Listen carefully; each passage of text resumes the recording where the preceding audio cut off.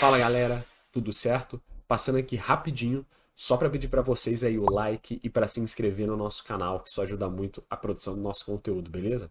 Valeu, espero que gostem aí do vídeo. Fala galera, tudo certo com vocês? Mais um vídeo aqui no nosso canal e hoje a gente vai falar de uma questão que também a gente pode considerar uma curiosidade das Olimpíadas, porque muita gente não sabe que ela existe. Vocês sabem que existem 3 categorias de medalha, certo? Você tem a medalha de bronze para o terceiro colocado e às vezes para o quarto colocado também, dependendo do esporte. Você tem a medalha de prata, que é para o segundo colocado. E você tem a medalha de ouro, que é para o primeiro colocado. E essa é a maior honraria que você pode ganhar no esporte olímpico.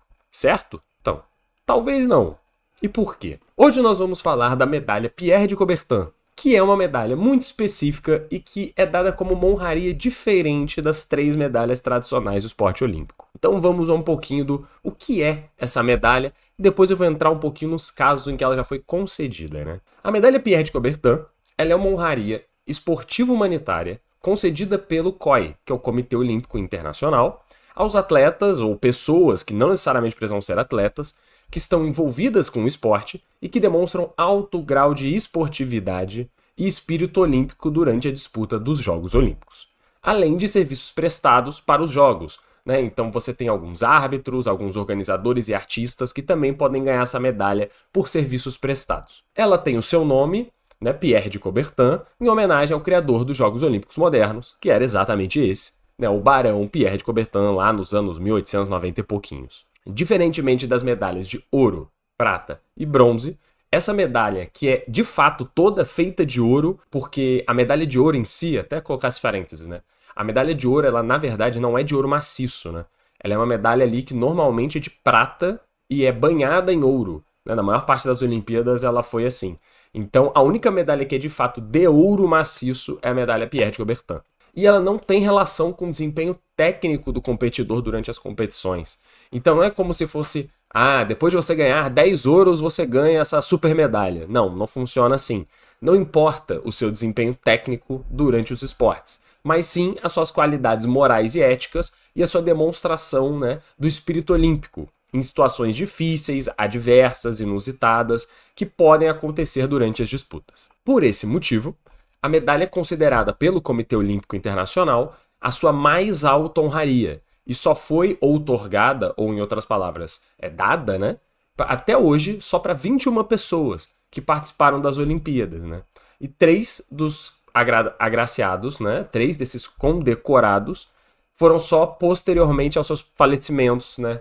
Então o famoso pós-mortem, que foi o caso do tcheco Emil Zatopek, o alemão Luz Long e o canadense Richard Garnaut. Bom, a gente tem sim um brasileiro que ganhou essa medalha, tá? Então a gente só tem 21 pessoas que conseguiram a medalha e uma delas é brasileira.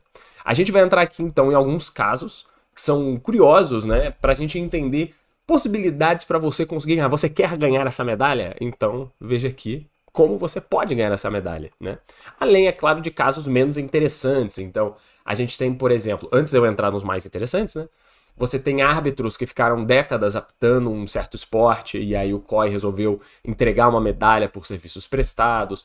Você tem artistas que desenvolveram mascotes, que desenvolveram logos, medalhas e também por isso receberam, né, essa honraria. E dentre outros que ajudam a organizar esse tipo de competição. Porém, os mais legais são os competidores que conseguiram receber através de momentos curiosos, né, inusitados durante os jogos. Começando, então, a nossa série aqui pelo Eugenio Monti, o italiano que em 1964 ganhou essa medalha Pierre de Coubertin depois de que ele viu os trenós de bobsled dos seus rivais britânicos terem problemas. Então, o bobsled lá dos rivais dele quebraram, basicamente, e eles não iam conseguir competir.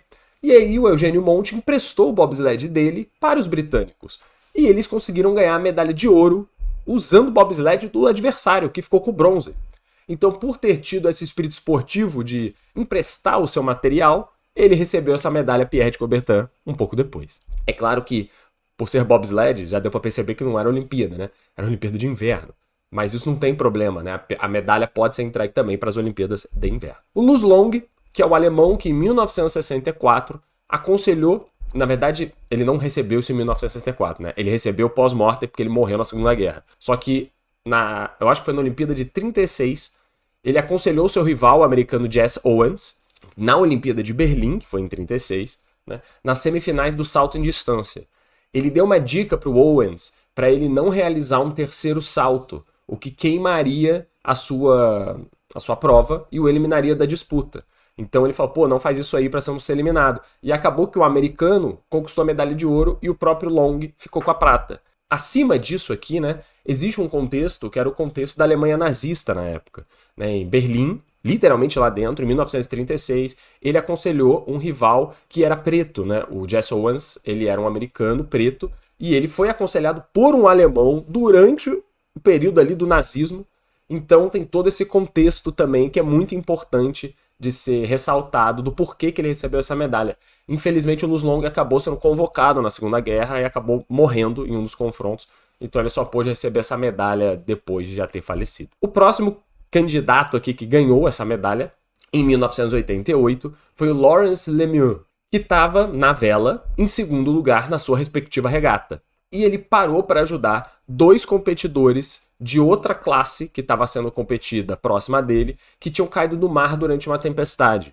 Então, nesse caso, ele estava competindo para ganhar medalhas, né? Ainda não era certo que ele ganharia nada, mas ele estava na competição. Ele simplesmente parou e mudou o barco de direção para ajudar esses dois companheiros que tinham caído no mar e talvez viessem a se afogar, porque o apoio ainda ia demorar um pouco para chegar. Então ele conseguiu tirar eles da água, colocou no barco, esperou o apoio chegar, e aí depois ele voltou e completou a sua prova. Mas aí também já era tarde demais e acabou ficando sem medalha. Mas por isso recebeu depois a medalha Pierre de Coubertin.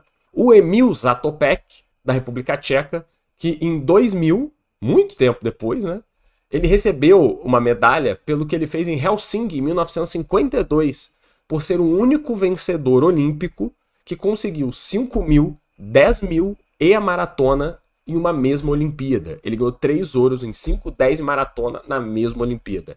Esse caso é um caso de mérito esportivo, mas é um mérito esportivo dado muito tempo depois por ser um feito histórico. Um outro caso é do Tana Umaga, da Nova Zelândia, que em 2003 recebeu essa medalha durante uma partida de rugby da Nova Zelândia contra o país de Gales. O Maga prestou primeiros socorros ao rival dele, né, do país de Gales, que estava se engasgando com o próprio protetor bucal depois de uma pancada que recebeu durante o jogo. E essa foi, curiosamente, a única vez que essa medalha foi concedida por um evento que não estava nas Olimpíadas. Eles estavam competindo no rugby tradicional e não era durante as Olimpíadas. E mesmo assim, o comitê entregou essa medalha para ele por ter salvado a vida do colega, né, basicamente. Antes da gente entrar no último, que é o dos brasileiros, a gente tem também o caso dos velejadores croatas, o Petar Kupac, o Ivan Bulaja e o Pavle Kostov, que em 2008 receberam essa mesma medalha pelo espírito esportivo e humanitário. Por quê? Os três, eles acabaram emprestando o barco que estavam competindo para os velejadores dinamarqueses, que também estavam competindo na mesma regata deles, né? Porque eles tiveram o mastro do barco quebrado logo antes da largada da regata final, que é a famosa medal race, né? Então é a regata que vale medalha. E os croatas não tinham mais chance de ganharem nada, eles não estavam classificados para essa medal race e os dinamarqueses estavam. Como o mastro do barco deles quebrou, eles não poderiam competir. Então os croatas viram a situação e emprestaram o barco, porque vai que eles ganham. E eles ganharam. Os dinamarqueses foram medalha de ouro usando o barco dos croatas. Então por isso também eles receberam essa medalha um tempinho depois. E entrando no nosso último caso foi do brasileiro, do Vanderlei Cordeiro de Lima, que em 2004 recebeu a medalha por causa de um feito que talvez muitos de vocês já conheçam, né? Mas aí eu vou explicar com um pouco mais de detalhe. Ele é um maratonista, né? Era um maratonista, não compete mais, e ele estava finalizando já a prova de maratona, né, na Grécia, em Atenas, em 2004. E quando ele estava no quilômetro 35, a pouco mais de 7 quilômetros da chegada do estádio Panathinaiko, que era a chegada final ali, né? E a medalha de ouro já estava praticamente ganha, porque ele estava bem na frente do segundo e do terceiro colocado. Ele foi atacado no meio da rua por um espectador, o ex-padre irlandês Neil Horan, que jogou ele para fora da pista, meio que deu um abraço nele assim, empurrou ele para fora da pista. Na confusão, ele acabou sendo ajudado por um espectador grego, o Polyvius Kosivas, que ajudou ele a se soltar lá do padre maluco irlandês e pôs ele de volta para a prova, ainda na liderança. Só que ele já tinha perdido uma vantagem gigantesca que ele tinha, né? E ele acabou ficando assustado e pô, foi um feito inesperado ali para um atleta de ponta já finalizando uma prova de 2 horas, né? E ele acabou ficando desconcentrado, não conseguiu pegar o mesmo ritmo que ele estava antes, foi ultrapassado já na reta final, tanto pelo segundo quanto pelo terceiro colocado. Então ele acabou caindo e ficando com a medalha de bronze. Só que a questão, além dessa, que já é absurda, né? Ele ter perdido a medalha por uma interferência externa, é que ele em nenhum momento reclamou disso. Ele aceitou o destino dele ali e, putz, chegou no estádio, entrou na reta final, todo mundo batendo palma pra ele porque já tinham percebido o que tinha acontecido. Ele fez os seus gestos lá de aviãozinho, que era o típico que ele gostava de fazer, sorriu, cruzou a linha de chegada, agradeceu a medalha, ficou super feliz, né, e tudo mais, porque ele tava tudo bem pra ele. Tipo, putz, acontece, beleza, mas eu já consegui minha medalha, já é uma vitória pra mim. Então, por isso tudo, durante o encerramento dos Jogos Olímpicos de 2004, foi anunciado pelo COI que, pelo espírito esportivo em continuar na disputa, mesmo tendo sido atacado, e ser super humilde, né, depois de ter ganhado só a medalha de bronze, né, nesse caso, tudo bem, né, ele seria agraciado com a medalha Pierre de Coubertin. Isso foi entregue numa cerimônia oficial em sua homenagem e com a presença daquele grego que pôs ele de volta no jogo, né, o Polívios Kosivas. Foi ele que foi chamado para ir lá entregar essa medalha pro brasileiro Vanderlei. Então é uma história super legal que teve, no fim, um final feliz. E após o incidente, que foi transmitido pro mundo inteiro ao vivo, né, o padre, o Roran, que ele já tinha feito até uma bobagem antes, invadindo uma pista de Fórmula 1 em Silverstone, ele acabou sendo deportado da Grécia e condenado a 1 ano de prisão. Mas ele pagou uma multa lá de alguns milhares de euros e acabou sendo libertado. E o grego, que ajudou o Vanderlei de ser jogado na calçada, ele foi homenageado pelo Comitê Olímpico Brasileiro, né, e recebeu honrarias no Brasil também, né, como uma homenagem também pelo que ele fez por participar diretamente da tentativa de colocar o brasileiro de volta para a prova. Então é isso.